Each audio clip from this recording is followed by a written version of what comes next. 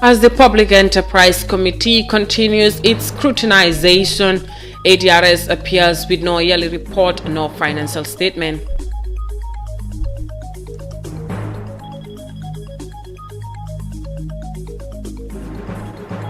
People raise concern over the unprecedented folding of public events as the number of COVID-19 cases escalates in the country.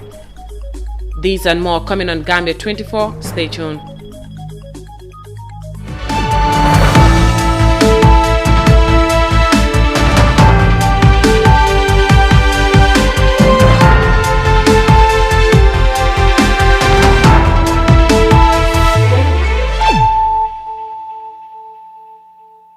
Good evening and welcome once again. You're watching Gambia24 with me, Sahna Tunkar. And to begin with, the Alternative Dispute Resolution Secretariat on Monday appears before the Public Enterprise Committee to present their activity report and financial statements.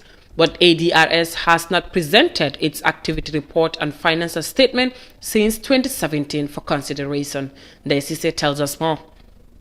It is mandatory that all public enterprises present their annual activity report and financial statements no later than 31st March of each year. The Alternative Dispute Resolution Secretariat was today summoned to present its activity report and financial statements for the year ended 31st December 2019. However, ADRS appears empty-handed with no activity report for 2018 to 2019, claiming the reports were not audited. I made an undertaking that we will, before we appear again before you in August, that we would submit the reports for 2018 and 2019. I am afraid that could not be fulfilled for obvious reasons. COVID, we were overtaken by COVID and everything was at a standstill. So as it stands, we are still at the same time. We've got the financial statement and activity report for 2017. We don't have 2018 and 2019 because we were not audited for us to be able to go ahead and present a report to you. Contrary to the claims made by ADRS, the senior manager at the National Audit Office, Musa Jallo, says ADRS has not submitted its activity report and financial statements for 2018 to 2019 for auditing. 2016-17 is finalized as at the beginning of last year, 2020. But 2018 and 19 has not been submitted for audit yet. We did slot them in, but if there is no account sent to us, we will not be able to carry out an audit. That is why. And for this year also, in our plan, we have slotted them for March and April. Even though we have not received these 2018 and 19, we have slotted them for March and April for the field work. But we are yet to receive the statements yet. That is the situation. ADRS proposed to the committee to give them here again 30th of June to present the necessary documents. The committee considered the proposal and therefore adjourned to a later date to allow for further consultation. In that regard, I would ask of the members that we consider adjourning indefinitely to allow the auditors to go back to office and discuss with the authorities, identify the challenges, and we'll get back to them and they'll get back to us, so that if we need to schedule a meeting with the Alternative Dispute Resolution Secretariat, we do so to come to a resolution in terms of the submission of the report. The Gambia's current alternative dispute resolution system was developed under the ADR Act of 2005. This is what established the ADRS. The ADRS operates under the purview of the Ministry of Justice. It is responsible for providing alternative dispute resolution mechanisms between parties in conformity with international rules on arbitration, conciliation, and mediation. The institution is expected to appear before the Public Enterprise Committee for the submission of their activity report and financial statements for consideration. For iAfrica News, I am Desise. ADRS since in 2017 has not presented its annual activity report to the Public Enterprise Committee. And from that story by Ndai Sise, we move on to the matters of the Truth, Reconciliation and Reparations Commission as it completes its 20th sessions hearings on the National Intelligence Agency last Thursday. It will begin its 21st session on 22nd February with focus on the West African migrants. Among them were 44 Ghanaian migrants and 12 other West Africans from Nigeria, Senegal, Togo and Cote d'Ivoire who were forcefully disappeared in the Gambia while on their way to Europe by sea in July 2005. Down narrates. The Truth Commission will start the 21st session and public hearings on the extrajudicial killings of 44 Ghanaians and 12 other West Africans in the Gambia in July 2005. Families of West African migrants seek to finally get justice after 15 years of disregard, neglect, and political inaction. Lamin Cham, a former NIA investigator, told the Truth Commission during his testimony that the West African migrants were intercepted at Barra after residents of Barra complained of seeing strange people at their beach. Cham said he took 3 migrants to his office for an interview upon arrival at the scene, and that has saved their lives. At that point, no. Proceed. There were a lot of service chiefs there. I was also present. They were detained in a hall.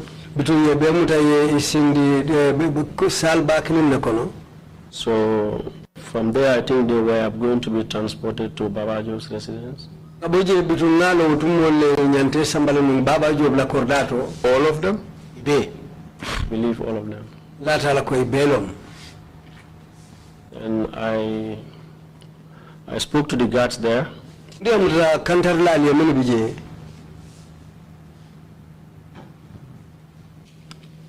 I told him I was instructed to pick 3 people from here. So I picked the 3 and then went with them to my office. Who instructed you to do that? Nobody. Why did you do that? There were a lot of noise. And then a lot of groups here and there. So I just did that. Why? Basically at that time, no reason.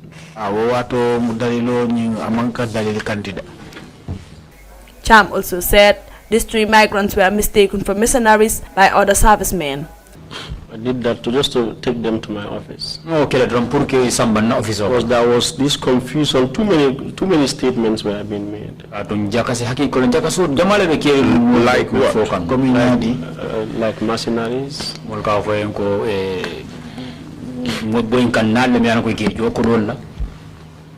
Who are saying mercenaries? I think the soldiers. Or the junglers. These people, did you see them carry anything? They were carrying nothing. No arms? No arms. Did you communicate with Barra Police? Being the most senior officer who attended? Did you receive any information from Barra concerning weapons? Would you answer now? No information. However, some of ex-President Jammeh's killer squad known as junglers who participated in the execution of these migrants told the commission how the execution was done. Martin Curie, the sole Ghanaian survivor, the families of the disappeared Ghanaian killed under Jammeh, and Ghanaian human rights organizations in 2018 called on their government to investigate the new evidence and seek Jammeh's extradition and prosecution in Ghana. Earlier in 2017, rights groups, including Human Rights Watch and Trial International, launched the campaign #JammehToJustice, which calls for prosecuting Jammeh and others who bear the greatest responsibility for his government's crimes under international fair trial standards. President Adama Barrow has suggested that he would seek Jammeh's extradition from Equatorial Guinea if his prosecution is recommended by the country's Truth, Reconciliation and Reparations Commission. Reporting for iAfrica News, I am Amendao. The Honorable Foreign Minister, Dr. Mahmoudou Tangara, on behalf of the President, delivered a special message to the Emir of State of Qatar, His Excellency Sheikh Tamim bin Ahmad Al Thani. The Foreign Minister serves as a special envoy of His Excellency Adama Barrow in Qatar, where talks are held to strengthen the two nations' bilateral relations. According to the statement by the Foreign Ministry, the two leaders discussed bilateral cooperation in health, road construction, capacity building for security forces, amongst others. The diplomatic visit avails the Honorable Foreign Minister to meet with the Attorney General and Minister of Justice of the State of Qatar, His Excellency Ali bin Al-Mari. As part of strengthening bilateral relations and strategic partnership between the State of Qatar and the African continent, the President of the Republic of the Gambia, Adama Barrow, in 2019 embarked on a 3-day official visit to the State of Qatar. The diplomatic relations between Qatar and the Gambia began in 1978 through non-resident representation before opening embassies in each country. Such relations between the two countries have been further developed, especially at the level of mutual visits that aimed at holding consultation and promotion of these relations and pushing them to broader horizons, exchanging views, coordination and consultation on issues of common concern. Qatar and the Gambia have signed many agreements and MOUs, including agreements in the field of labor force, maritime navigation, the avoidance of double taxation and the prevention of financial evasion related to income taxes and air services. On a similar note, an MOU was also signed concerning the development of cooperation relations between the two countries in all educational and scientific fields and in the fields of higher education, scientific research and technology through universities and institutions in both countries. The West African country continues to enjoy mutual benefits from Qatar even during the former President Yahya Jammeh's regime. For Africa TV, Sohna Tungara. The Gambian President Adama Barrow sets to strengthen bilateral relations with the State of Qatar. Now we go with a short commercial break and the news continues. The pride we take in our brand, the work we put into constantly change the landscape and elevate real estate in the Gambia, it's compared to none. From inception, our goal was to add value to the beautiful Gambian landscape. That's why we are proud innovators of community estates. Kololi Sands is an exceptional piece of work, tailored for ultimate convenience and luxury, to bring you an element of finesse that is rare but unique in its own. This is also our pride and joy, and we welcome you to the exquisite beauty right here in Kololi and right here on the waterfront. Kololi Sands, feel the ocean breeze at your doorstep.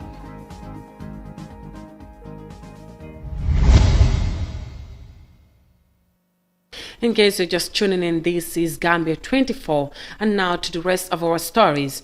The continuous staging of public events, mainly political and entertainment programs, have left many people worried of the COVID-19 situation in the Gambia.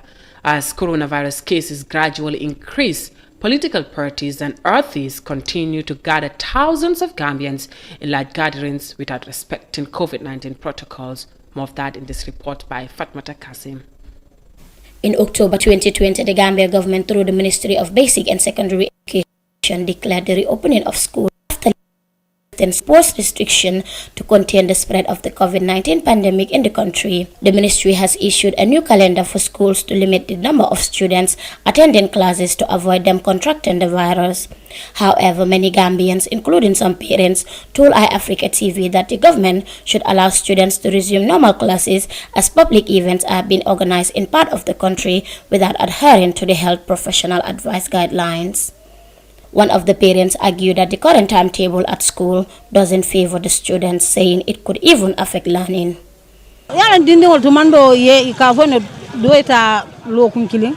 These regulations imposed by the government is unfair. Some students are asked to go to school on certain days while others in a different day. This kind of learning system will not favor the students, because if a child is supposed to go to school for the whole week and you ask them to be reporting to school on just few chosen days, they will end up forgetting what they have learned before the coming days. If there was corona as they said, Adama Barrow should not have went to his store because he toured the country for a month. Was there not corona? Of course there was corona in the country. So why is he delaying the education system? He should not do that. Babukar Jallo, a businessman, said if coronavirus is in the country as announced by the health authorities, then all events should be put to halt. He said since the government is allowing public gatherings to take place without observing the COVID-19 guidelines, students should be allowed to go back to school as usual. By right, comme ñeneen ñi ñu ngay ñëw ci dëkk bi di def seen programme. By right, if people are coming to our country to host their events and political activities going on without restrictions, then I believe they should also allow students to go to school regularly, because last year the kids didn't learn anything, and if this is still continuing, it's going to affect the children's education. Mohamed Lamin Kamara, a grade 9 student of Talinding Upper Basic School, expressed his concern of ongoing disruption the students are encountering when going to school.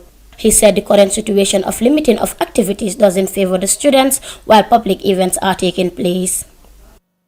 We feel bad. Yes, we feel bad because all Gambians, we are all equal. Yes, if the president and the parties, they are doing their program and they say all our students will not do our sports, that is not good. Yeah, we are all equal in Gambia. Yeah. Last year, during the critical and unprecedented surge of the virus in the country, the government declared a state of public emergency leading to closure of all schools, madrasas, dara, majalis, and non-formal education sector. The Gambia is currently experiencing a resurgence in number of COVID-19 cases, with a total of 4,414 and 138 deaths registered so far since the emergence of the coronavirus pandemic. For Africa News, I am Fatoumata Kasim. Gambians argue for the resumption of school-going days as many neglect COVID-19 protocols. Now, over the years, Valentine's preparation has always been in high gear, as many people could be seen in shopping centers buying love-related items. However, this year's February 14 is different from the previous years. Many celebrated in low-key amid the pandemic. For more of the evolution of Valentine's and its origin, Mariama Cham files in this report. Valentine's Day is celebrated around the world on February 14th. It is a festive moment of romantic love, and many could be seen giving cards, letters, flowers, or presents to their spouses or partners. Valentine's Day is usually celebrated by lovers, close friends, fiancés, and married couples. When the month finally arrives, market shops are fully decorated with and gifts in the red, black, and white colors, waiting for customers to buy and use to express love to their special one. However, the day is less celebrated this year compared to previous years. The Valentine's business, as confirmed by the dealers, is not as booming as usual. Urwa at the La Parisante restaurant admits that Valentine's sales of cakes this year has declined compared to the previous years. This, according to him, could be as a result of the global coronavirus pandemic. So all the occasion is not going like as usual. It doesn't mean the love is comeless, but people, they are scared and the business is not going well. I know it's difficult for like all business and all people, but I wish it will go over, inshallah. In recent celebrations, young women are mostly seen in markets and shops buying love-related items or materials for their loved ones. Not only cakes are being bought, but some romantic meals are also arranged in restaurants or hotels to celebrate the day. The common symbols of Valentine's Day are hearts, red roses, and Cupid. Valentine's Day, also called St. Valentine's, has been suggested to be originated in a Roman festival of Lupercalia held in mid-February. The feast of St. Valentine was established by Pope Gelasius I in AD 496 to be celebrated on February 14th in honor of St. Valentine of Rome, who died on that date in AD 269. The celebration of Valentine's Day as the Day of Romance began around the 14th century. Annually, 14 February is believed to be a day of expressing love and affection. Many also believe that one should not only express how much a person meant to you on this date, but rather should be a continual process, thereby making your partner feel special each time you express love to them. Reporting for iAfrica News, I am Mariama Cham. And from that origin and evolution report by Mariama Cham brings Gambia 24 to an end with me, Sahna Tunkara. You can stay tuned for more of our programs on iAfrica.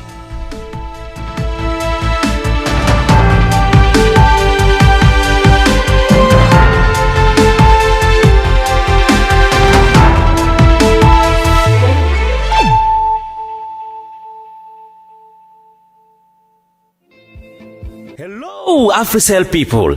AfriCell has done it again. What is it this time? Simply use your AfriMoney account to buy credit, data, and cash power to get the chance to win up to $500,000. That is